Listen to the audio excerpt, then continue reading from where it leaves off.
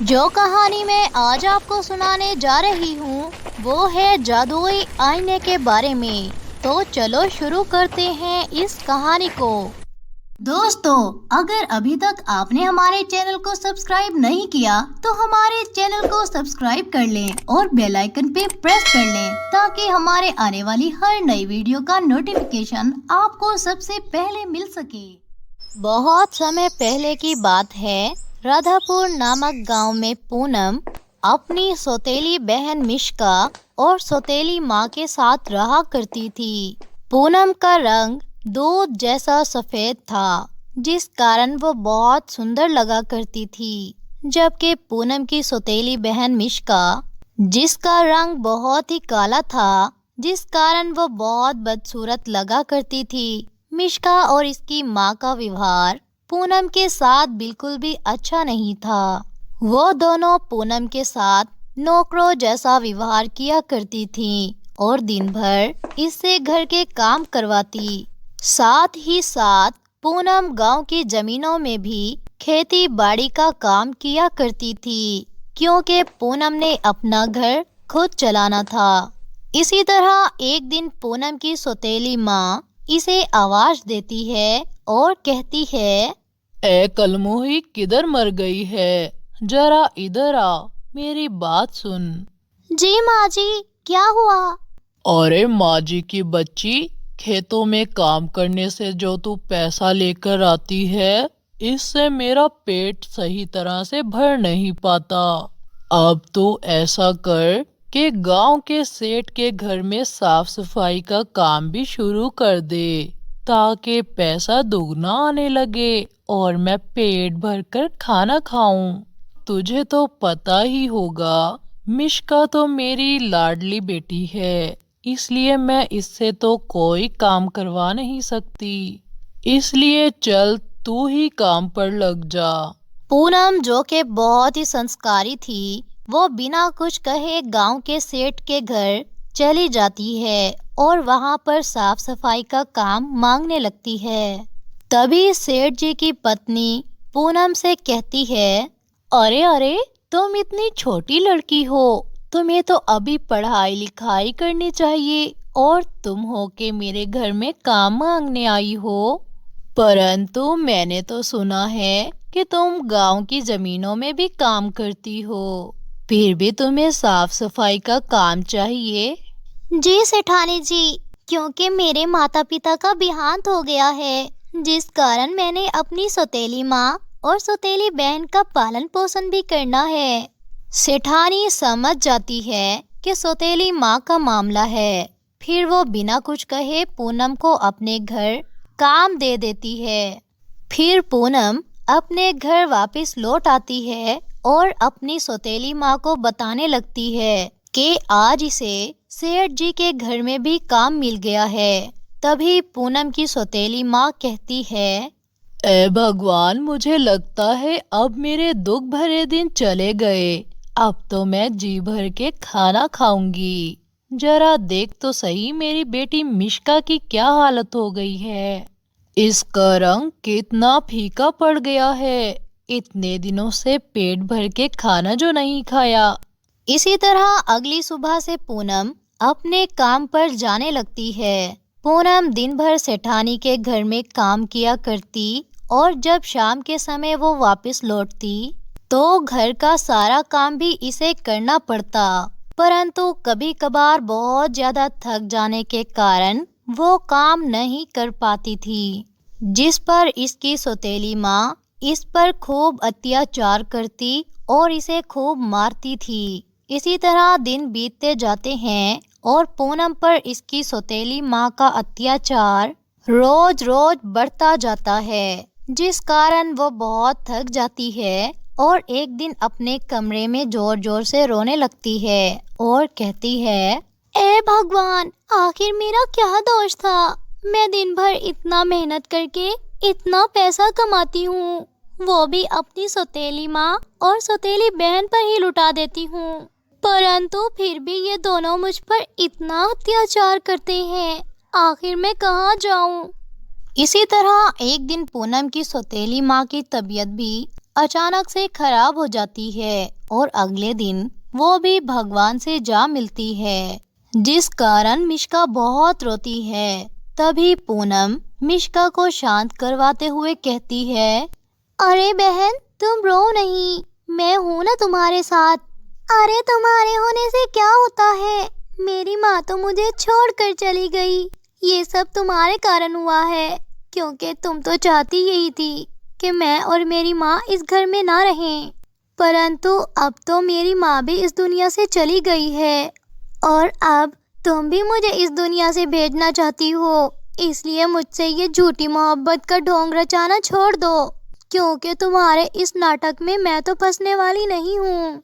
मिष्का अब पूनम को अपना सबसे बड़ा दुश्मन समझने लगी थी और वो कभी भी पूनम से सीधे मुंह बात नहीं किया करती थी। परंतु पूनम ने कभी भी मिष्का को इसकी माँ की कमी महसूस नहीं होने दी थी। हर चीज इसे आगे से आगे दिया करती थी और इसकी सभी जरूरतों का बहुत अच्छे से ख्याल रखा करती थी, जिस कारण वो बहुत ज्यादा घमंडी हो गई थी। इसी तरह दिन बीतते जाते हैं। मिष्का और पूनम दोनों बड़ी हो जाती हैं और दोनों की उम्र विवाह की हो जाती है। परंतु पूनम ने मन में पहले ही सोच लिया था कि पहले वो अपनी बहन मिष्का का विवाह करेगी, इसके बाद वो खुद अपना विवाह करेगी। परंतु पूनम इस बारे में अपनी बहन मिष्का को कुछ नहीं बताती और एक दिन वो मिष्का से कहती है, मिष्का मेरी बहन, मुझे देखने लड़के वाले आ रहे हैं। पहले मैं अपना विवाह कर लूं, फिर कुछ समय बाद मैं तुम्हारा विवाह कर दूंगी।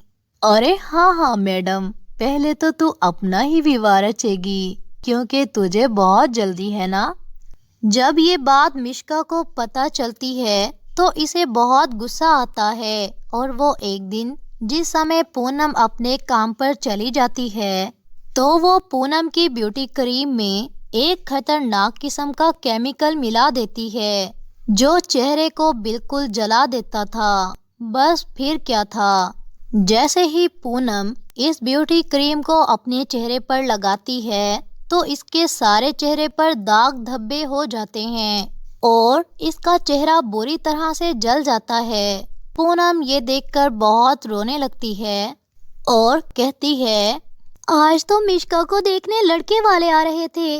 मैंने मिष्का के लिए एक बहुत ही अच्छे और अमीर परिवार का लड़का पसंद किया था, परंतु मैं अपना इस तरह बुरा चेहरा लेकर कैसे इनके सामने जाऊंगी। ये कहते ही पूनम जोर जोर से रोने लगती है। कमरे के बाहर खड़ी मिष्का ये सब सुन रही थी। जब मिष्का ये सब सुनती है तो इसके पैरों तले से जमीन निकल जाती है कि इसकी बहन ने इसके लिए इतना कुछ किया था और इसने अपनी बहन के साथ क्या किया।